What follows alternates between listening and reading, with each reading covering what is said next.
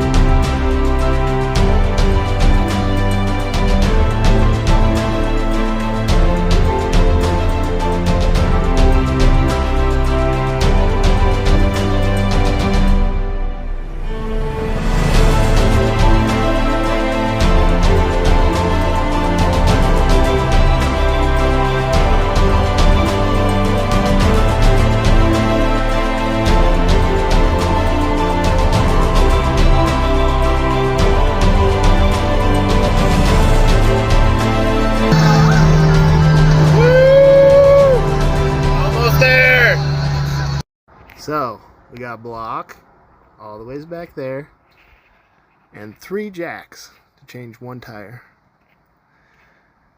What a pain in the ass.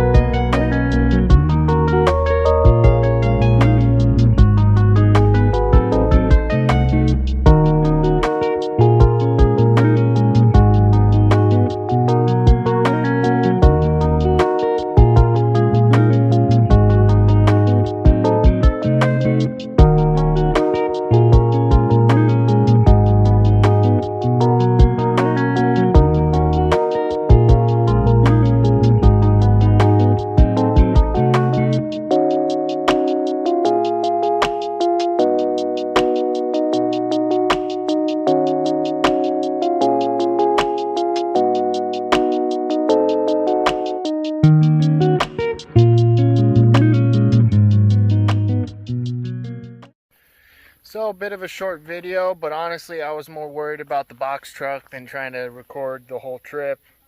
There's times we were hitting mountains and it would go from doing 60 mile an hour all the ways down to like 15, 20 mile an hour.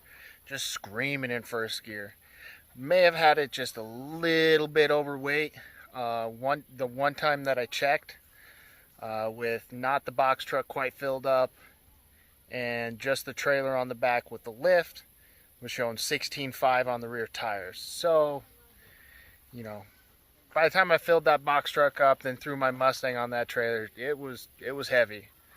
So I got a video coming up where I went and picked up a bunch of 2.3 turbo parts, mainly for this built short block that I'm excited to put in my car eventually down the road. For now, I think I'm going to take, there's a camshaft that I want to put in my car, really wake my car up. That's my mom's truck, the old S10. Look forward to the mobile repair content that's going to be coming out soon. I got to, get my license.